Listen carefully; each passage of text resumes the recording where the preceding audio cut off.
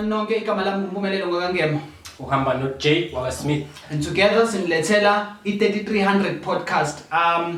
I3300 podcast is a podcast that we decided to do after writing a petition 7 months ago to iPhathimandla zezomthetho nama media houses ase South Africa 7 months ago, trying to address le ndaba yase Mooi River, because we saw ukuthi over the media sabantu ababi, realistically sabantu ababi, indawo ayithandeki, but asikaze sashisa ilethe le story, asikaze sachaza ingqinamba esibhekene nazo thina ezomphakathi. Asinayo iplatform yokubika inkinga zethu ukuze zizozwakala kulabantu abasijajayo ezimo.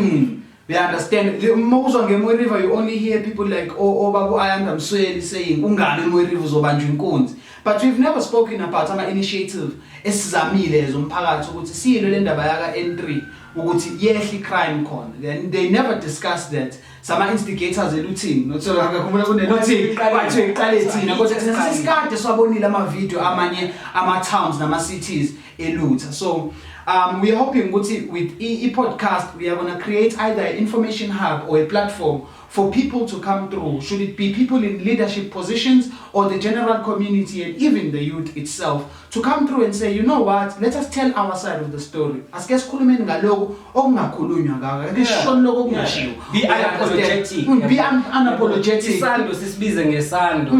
Sikwazi ukuthi si voice out izinto esibona ukuthi izona ezisicindezelayo. Sibe uncensored. Just to generalize ama points osuwabekile.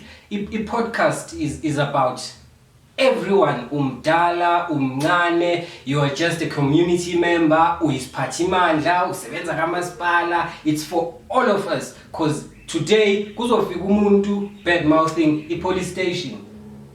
Fika bad mouth police station la, and then since wena as the police ungeke uzuze la, we'll never get to hear your side of the story. Yabo, kanti we are open now, uvumelekile ukuthi ungeza usikhombisa iside lakho ukuthi lona lihamba kanjani. Chazela ukuthi kwenzakalani, because we need answers before we can come up with solutions to problems we are facing or anything like that. We need to ask questions and we need to get answers and we need to be addressed as a community. And we need to know who to ask the questions. Yeah, because we are either feeling like it's a blunt ignorance or iMooi River bajabule abantu abasemandleni mayaziwa ngalendlela eyaziwa ngayo. Because think about it, it's been 7 full months sacela usizo, you understand, but just because sastoyanga zange sivali 40 siye N3 and all of that, nothing happened. Kwavele kwafikela nje uMampheki from somewhere wafika straight uzohamba yo reporter to someone until today. I knew ukuthi leyo report yafika la kumele ifike khona endleleni, and yet siyafa.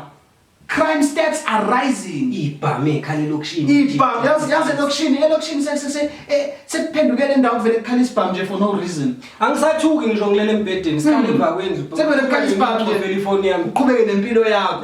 That's not how we should live. That's not how a person should live their life without fear. Yabona enye into fethu lento ye police station kude kunathi, because people don't know ukuthi kwa police station, a place that is supposed to keep us safe, is very far away from us. That's why saqala petition. We understand. Asking at least kube ne mobile police station. You understand? A place to just detain the people who are committing these crimes. Mhlambe esinye any contributing factor to umphakathi being a bit reluctant to come forward and work with the SAPS. It's realizing that kwa SAPS it doesn't come across as a entity or a department that is protecting us as a community. We're starting to feel like SAPS is there to protect the elites of the country against us, the normal bystanders of the community. So we want to address this in this kanjalo. Address safety pen. Ziningi izinto sobe si address in terms of podcast. We have a lot of questions njengomphakathi ekumele addresswe, ekumele swabuze abantu aba appropriate nabantu aba direct ukuyibona ekumele bawaphendule. For instance, indaba kaGesi, kamasipala khona umuntu ophethe department yakaGesi. For sure wonke ama questions esinawo mayelana noGesi kumele aqondane naye. Kanti nje yabo nje to sum it up, kamasipala ungaya usuyela yonke service delivery. As a municipality izinto ekufuna benyazenza 1 2 3 4 5 and you need a municipal manager to do that. Ngathi besakhanda ama-hams umfethu bewashiye ngaphelile. Sinama potholes kodwa sikhandela ama-hams. We understand. How do you put hams emgaqweni nama-potholes amangaka? Yabo, because you first need to repair umgaqo before ulimit ispeed semoto. Imoto ajahe vele uzojaha kanjani yokubulala imoto yakho ngama-potholes. You understand. And into that I think a lot of people don't want to talk about. Imo River is going further to the bad side than the good side. Whereas our neighboring 2 towns or cities are flourishing. They are look at Escort. Bro. So it's service delivery khona ka government. You understand? So sekuya ngokuthi kahle shoot and phethoba. You understand? Because I like making example ngalo baba lo phethe umfana lo phethe Hawik is a councillor Chris Papas mayor. Yeah. The mayor yase Hawik. That guy was elected 6-7 months ago as the same timeline as our leaders of Semoy Rive. But look at what he has done. We understand. So we need to discuss this in Ganjalo in due time. We need to have Chief Balulu, no Komtoti, come through to the podcast. How is it possible? Achieve so much, yet Nenga was achieve even 0.1% when they say. We understand. So as the podcast, we are going to be discussing this in Ganjalo as per episode because we are still going to break down everything per episode. We won't just be bashing iphathimani zakamasipala noma zikahulumeni la sishaya omncane sishaya omdala. We community member, now you are responsible for something. Kunje, now you haven't taken any action. We are tula kodwa uyazi ukuthi kudayisa ihunga next door wakho. Leyo hunga because you find ukuthi even people who are in law enforcement mention people who are in law enforcement but they said amaphara ihunga. Now we engage with these people because as one abantu who occupy positions or people who are known to change a place. So mina ngel approach iphara and go like, dude, you want ngidayisa ihunga kodwa still benje masakutshela umuntu ukuthi angidayiseli mina ngidayisela uphoyisa usibanibani ngidayisela umama usibanibani ngidayisela uantu usibanibani umalume usibanibani. So we are also going to go back to the community and reflect back and say, you know what, nathi somphakathi we have a role to play. You understand? Nathi somphakathi we can't come and say SAPS should make sure ukuthi we are safe whereas Tina we are not doing anything. It should be a 50-50 role. Where SAPS there's a mobile police station, you should be prepared to go to the mobile police station. We will be go Antwerp. You understand? We are still gonna want the Department of Health to come through and explain why Iwunga hasn't been classified as a drug. Whereas ibulala untanga yethu abaningi kangaka. And the majority of ingredients ingredients atholakala in a regular supermarket and Department of Health, which is local clinics, hospitals, and whatnot. So I believe, Jay, you'll correct me if I'm wrong, but I believe one of the episodes that we are going to have here, the official Department of Health, this is explain in terms of fighting Iwunga, you understand? Yeah. Maybe if we can start, the larger and broader communities of South Africa will also join in. Charity begins at home. It starts with me. I need to see wrong and talk to somebody ukuthi yawubona ini no wrong yabo. Sikhulumeni ngezinto esibhekana nazo kwe community sikwazi ukuthi sizinikeze abantu akumele bazi address accordingly bese sithola impendulo. True, because there's a lot we're going to be talking about. There is a lot. I do not want to lie. So we will always have content to talk about, but we will always make sure whatever it is Kulumangai, it builds a better community, because at the end of the day we want a better community. We do want a better Brandville or a better Mooi River, a better South Africa even. You understand? So we are gonna try by any means necessary. Try by all means ukuthi sinikeze a better Mooi River.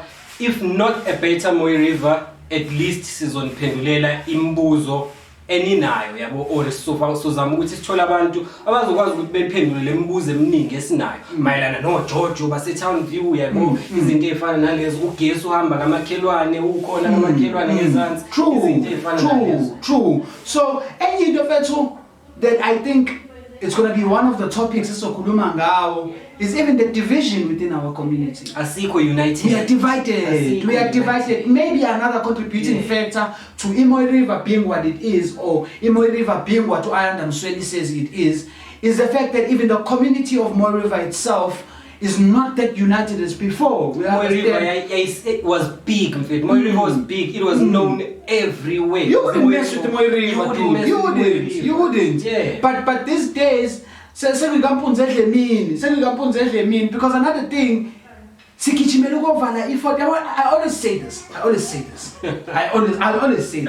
I do not understand the concept yokuthi siyasuka la siyasuka luthaya siyovala i40 entrance yelokishi lethu kodwa izikhalo zethu kumele ngabe zadreswa umuntu osetown kamasipala kodwa sivalele sodwa sivimba ingane zethu ukuthi siye esikoleni abasebenzayo bayike emsebenzini but with respect ukuthi ukutoyitoya o ukuvala indawo iyona ndlela ama communities ethu as expressa ngayo and wonke umuntu unalo ilungelo. But what I'd like to say is seku 2022 manje times are changing nemiqondo yethu ayishintshe, you understand? Angathi ngangina 8 kwakutoyitoya khona kuzofika uminister ngina 24 sisatoyitoya. No, there are proper channels to follow, there are proper ways to follow, and we are going to properly discuss them as we are unpacking a podcast and as we are unpacking the topic. Sikushaya futhi nawe njengeviewer lapha community sizokushaya futhi nawe sizokukhalela nawe futhi unezinto ozenzayo ezenza ukuthi Moy River igcine seyibukeka ngale ndlela ebukeka ngayo. Because at the end of the day singasho futhi ukuthi what and culture wase Moy River is not active. Moy River yenzani? Who's crafting a Moy River? Who's acting? Who's a musician? Who's taking music seriously? Start dancing ballroom mfethu. Ballroom man. Yeah, ballroom. We understand. Because izinto singasho ukuthi ama structures or people in power have a huge role to play in terms of destroying or making a program go forward. But at the end of the day, the program ingakhona on paper, but if there are no people to engage in the program is useless. So why should the program be there to begin with? Hence another thing ngithi Jay ngifisa ukuthi si discuss. So Lutha the other day ngihleli no Jay ngithi yazi we need to go and talk to youth selection and go like nisisele ngokuvolunteer. Let's talk volunteering for a better Moy River. Obani abama graduates, because I was even shocked when I was doing my research. Mina bengazi, like honestly bengazi ukuthi ukuvolunteer also counts as work experience. Yeah. Remember that complaint we used to have ukuthi siyafunda sigraduate mase sinaqasha ngoba experience asinazo.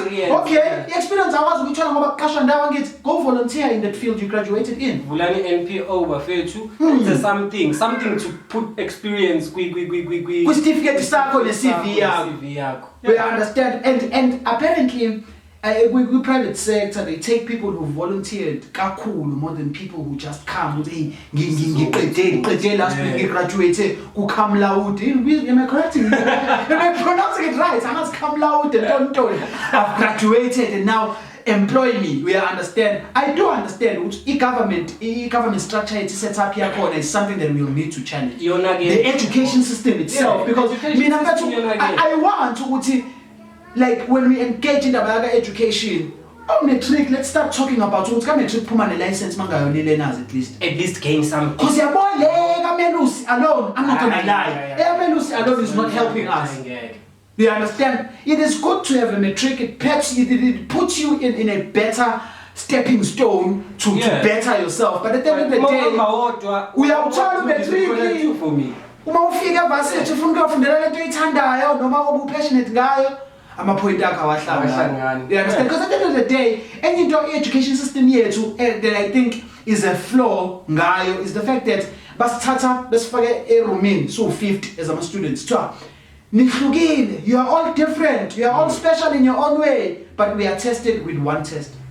You understand? Yes, so education system is contradiction, is oxymoron education system. Nanokuthi mangabe uzoyibuka i-education system yethu, it does not train us to go out economic world as business owners, as employees. It trains us to be employees. Trains us to be employees. education system yethu nje only trains us khona uzoyofesa kuze kucishe kube indawo ezinjengama FETs eziprovide a skill because once you have a skill here and here they can't take it away from you. We understand. So the 3300 podcast is going to be talking about all of those things, and the reason we are here today to shoot this pilot episode is to properly explain, give our viewers nabantu who are sitting on edge because we need to be honest. Who are thinking we are doing this podcast because no. This podcast is an information hub for Mpakathi waseMoyi River and the surrounding communities to our communities in South Africa at large. We understand because you find ukuthi inkinga enginayo eMoyi River inkinga eyayikhona eMnambithi and eMnambithi they had indlela yokudila nayo. So if we outsource, you understand?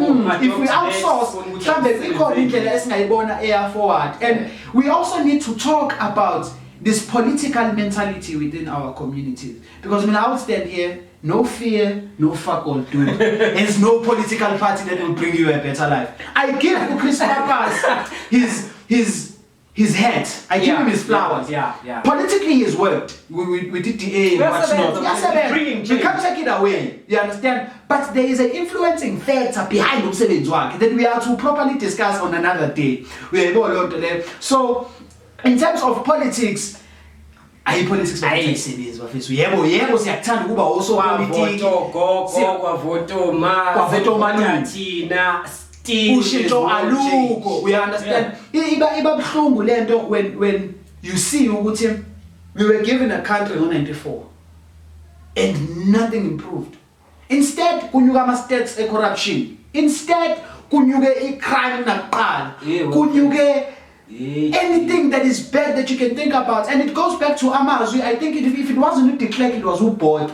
He said something in the lines of, you can't allow black people to govern themselves. And white people gave you the country in 1994, and what have you done with it? We understand. What have you done with that power? We understand.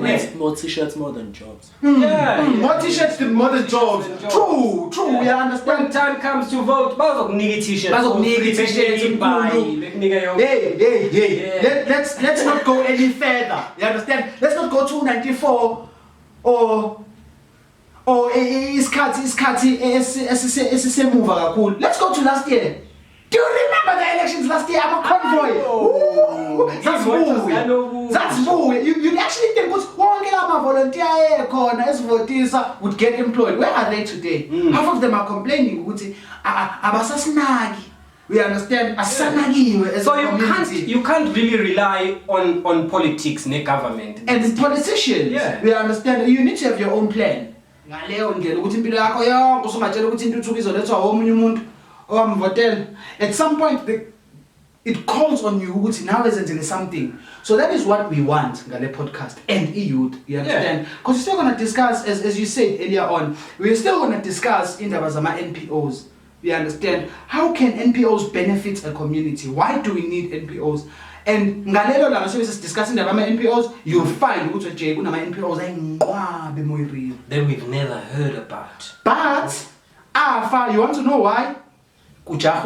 Never open an NPO thinking uzodla imali ye-funding. If you open an NPO with the mindset yokuthi uzodla imali, then you clearly do not know the definition of an NPO. You do not know why NPO should be in existence. So I bought opening an NPO. So inkinga yethu nathi izinto eningi ezizenzayo as a community in a sense, or as the black society senza ngethumbu kakhulu kulambekile ekhaya and that is a fact. We understand. So how do we come about ekuthanini? For instance, let's say kukhona NPO that would maybe plant, you understand, zonke izinto zokutshala kuzoba khona NPO yenkukhu. We understand. It's either CTC youth, we will volunteer ukuthi siyatshala siyavuna senzani without getting paid. And then approach USPA or Shoprite or anyone and say we would like to be provider here because USPA and Shoprite no Pick n Pay njengoba la akumele ngabe bathatha endaweni ekude ngemuvi futhi into zabo bathatha la. You understand? So how can we come about and create We understand a structure where we're gonna say maybe an NPO or a structure say community city youth wants to supply lama supermarkets or lezi zitolo lezi egcwele town lethu. You understand? Niye kukulanda izinkukhu zenu zonke le eGoli. Kelanda izinkukhu mhlambe ezu100 la elokishini. Mangabe ukhuluma ngendaba yama NPOs mhlambe awenza yona agriculture or yabo poultry le mentionayo. I'm sure there's somebody la elokishini oyintsha who's interested kwi poultry farming. We understand. Yabona ukuthi sawuvule opportunity for somebody who's interested to come and get knowledge, to come and learn a skill, athole naleya experience ayidingayo, yabo to proceed further. We understand. So leyo volunteer you unalo ilungelo lokuthi uhambe uvolunteera wena. But let's try to do this in groups so we increase our numbers. I want to create our numbers aphezulu for example. It demand from the people who are in positions.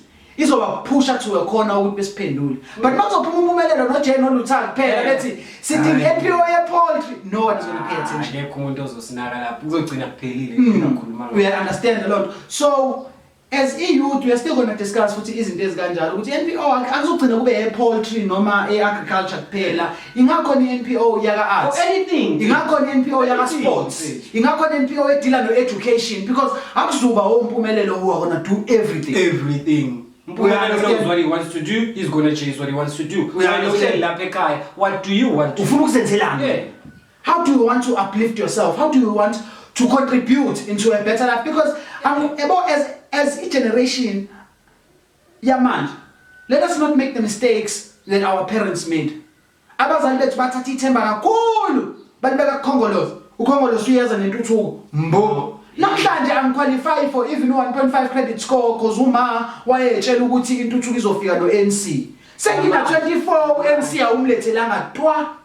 They understand? Washo akalishia so salinde intuthuko ezofika no ANC. Salinde intuthuko.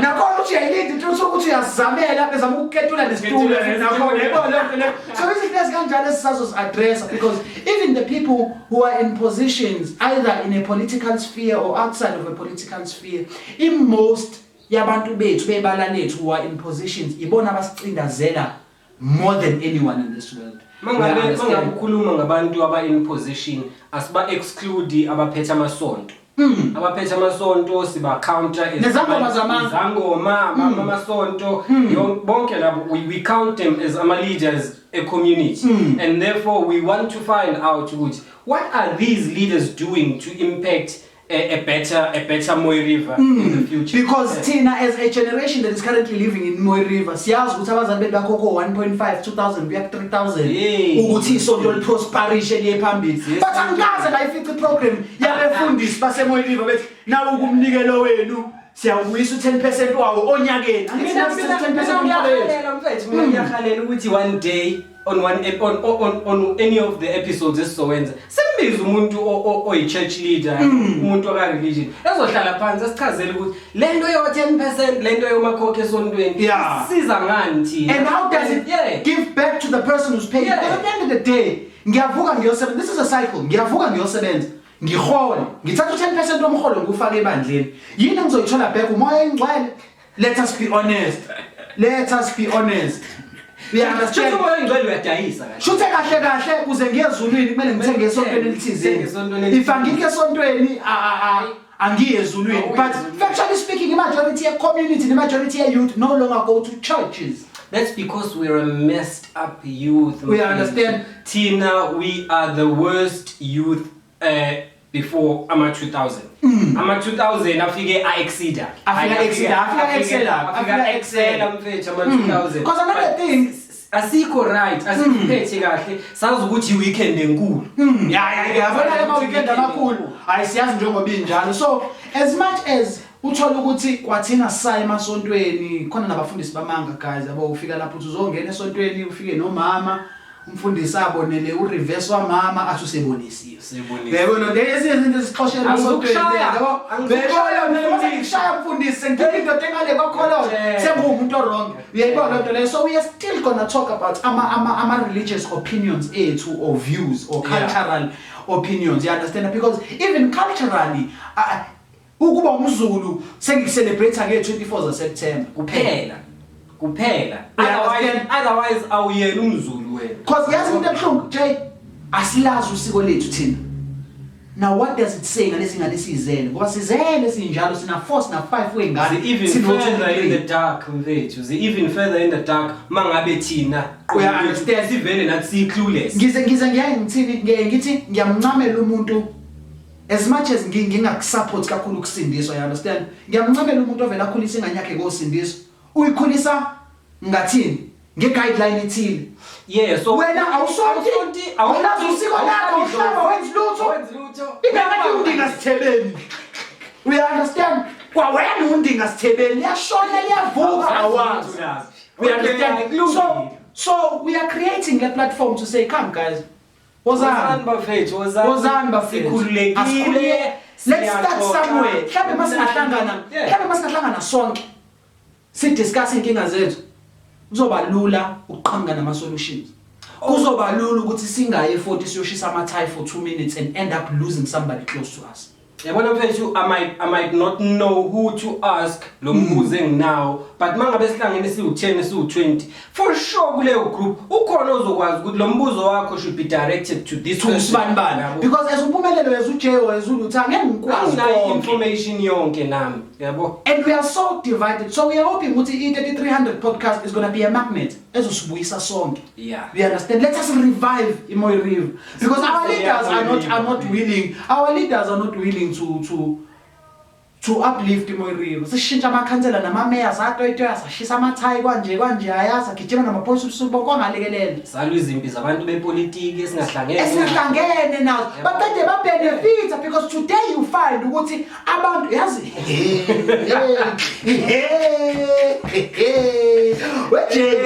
you do you know ukuthi abantu ababetoyitoya during indaba kaMorin Janet, I mean, sorry, not to Maureen, Janet. Yeah. They are in comfortable positions. About 2, about 3, who haven't figured their life out. So sometimes I wonder, when we were striking, so keep it there. No, let's see the agenda. Ngoba yaphuma imeko xa sisanga benefits benefits bakhona ba benefits. Yeah. They understand? Yeah, so we need to question all of these things. We need to question indlela esicabanga ngayo. So it's crucial nje ukuthi si question indlela esicabanga ngayo as a community. They understand? But before we can say we question abantu abadala and who's not, we need to question ourselves first. Yeah. We need to question the generation after us. We need to sit down nama-2K and be like, guys, why are you such a messed up generation? We understand. Maybe they took it from us.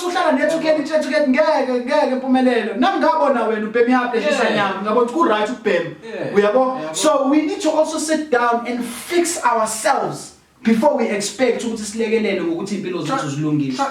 to try and look at every situation from all angles, yabo. Yeah. Sibona ama perspective ahlukile. Siyakubuka ukuthi ma-2K ayapeta, ama-2K awahloniphi, ama-2K une disconnect kwama-80s nama-90s what's not.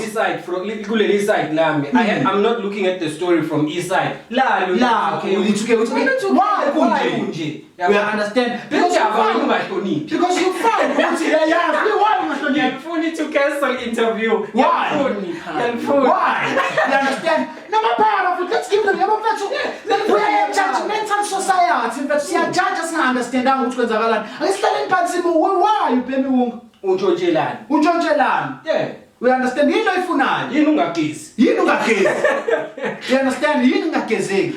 We understand. We need to discuss this. We need to sit down and even create anonymous tip-offs. You understand? Yeah. Because we are gonna create a Telegram page. We're gonna create a Telegram page where we're gonna put it out for people. You know what? A Telegram is the only platform. Yeah. Where you tell us, we understand? Because yazi ngifuna ukugwemana lento yokuthi nanomba mbo uzokutshela akufuna khona umuntu ozofika afuna ukuthi silwe impi yakhe ethe dayisi unga yena afika akutshela ukuthi ubaba usithole odayisi unga kodwa ebuka ngokuthi ubaba usithole usenza imali eningi kunani ufunela i-territory hayi ngoba efuna ukushintsha Imoyirivu. You understand? So if we can have information hub in a sense or indawo information center la information app. About the reports are going about. So if you are really serious about changing your community, download the Telegram. and uzosithola Uyandithola Telegram. so asuvuka nanoma yinini sivele siposte nje ka Facebook hambani niyola nobaba uSibani no we will know ukuthi people who are because at the end of the day ngeke uvele ulande wonke umuntu uthi mbo you can't control that kumele kube khona abantu abanentshisekelo yenqubekelo phambili we understand so angeke size sithi wozani nonke nizosibikela umuntu oserious ozosibikela umuntu ozoba no Telegram ozozinika isikhathi ukuthi okay nathi la ngibika khona I'd like to podcast ukuthi nanokuthi thina njengoba sinilethela i-podcast akusho ukuthi yonke information or yonke istory esiqhamuka nazo will come from us nanokuthi ziyiqiniso i-information eningi ikuwena ikunina as a community and you are welcome to give us a tip off thina so investigator leyo nto leyo we do research and so ikhuluma leyo ndaba leyo you don't have to come here sizoku-interview mangabe ungafuni ukubonakala public you can just send us ku Telegram so okay the story is interesting follow up on that uzozo sesikhuluma ngayo la ngoba thina si unapologetic futhi asinendaba ukuthi akekho koncengiwe bathali asincengeleka namuntu sifuna ukunilethela indaba zelokishi noshintsho oluright elokishini luro siyeke ukusetshenziswa oChief Balulu noComtots yabona nje ngicela ukuxoxa umphakathi wami aniyekeni ukusetshenziswa amakhansela enu nomeya benu impilo iyaqhubeka ngaphandle kwabo yebo banomsebenzi kumele bawenze I acknowledge that abanike indawo yabo bewenza umsebenzi but yonke into ukuthi sizothukuthela amakhansela mengawenza umsebenzi wawo iyabheda nabo bayizithunya because community doesn't understand ithini futhi ikhansela alinamandla that we do not discuss khansela nawo amandla uzohamba ucela amanzi ekhanseleni ngeke kunika amanzi ngeke you understand usazoqala eyobuya ngoba futhi nabo basihlangana nabo chief uya Maritzburg chief urathi Maritzburg umfonele chief we need to talk about inkinga semphakathi ngiyise Maritzburg uyayibona lonto so you do not know ukuthi umuntu usayikhansela laseMaritzburg noma ikhansela laseMaritzburg omunye ubhizinesi gagasi ngapha akaze fike kuthina 7 months plus man akakaza fika ukuthi ngiyabonga ukuthi ningibuyisele esikhundleni iphinde ngibe umholi I understand that she's doing some programs too emphakathini ni strike angafiki kodwa umuzwe radioing I do not want to take away ezinye zezinto akazenzayo because it's not like she's sitting down and not doing anything. Apparently she had a program this year with matric around amantombazana she is doing something but indlela kabhizinisi akasakwazi nokusihlanganisa la nehoyo noma e40 e40 afika nje ngiyabonga ngisanenqe number so 1 2 3 4 5 asigoqa sikhohlisa sibuyele emakhaya nothing but ekakasini usebuyele kabili in 1 month so that says a lot nangama leaders ethu we understand so we won't be apologetic about this episode before we do that fihla noma uthuthi fihla ngoba sizofika because we will call you out we want the authorities to come to you hey we want the authorities and we will follow up ukuthi ama authorities ayilandelana ngoba sisazo expose kwawona lawo maphoyisa iPD sizothola ama email ayinqwaba nje from 3300 podcast we understand ngoba ngesabe sobabika la phezulu hayi ngesi ngoba bike Maritzburg futhi hayi kuma cancel Maritzburg amakhansela sande Maritzburg thina cha thina we want accountability and we want a better Mooi River we want a better Pranville and we want it now we want it now Sapa incwadi sathula 7 months ago sekudlula 7 months sisahleli but abaqhamuko ontaba kayikhona bayithatha bayenzeya but izinto esisazozi-addressa zonke lezo zonke izinto ezisiwear down thina as abantu abafuna ukubona ushintsho emphakathi kuningi sisazoku-unpack in this podcast kuningi and we are hoping ukuthi our community is gonna engage and even nakuyona i-pilot even namanje nje ungathola ukuthi there are some points that we overlooked don't be afraid to comment bafethu sizweni view yenu do you guys like this should we continue asiyeke asiqhubeke we understand a lot so nje kuningi sizonilethela kona senithembisa kusazoba mnandi kusazoshuka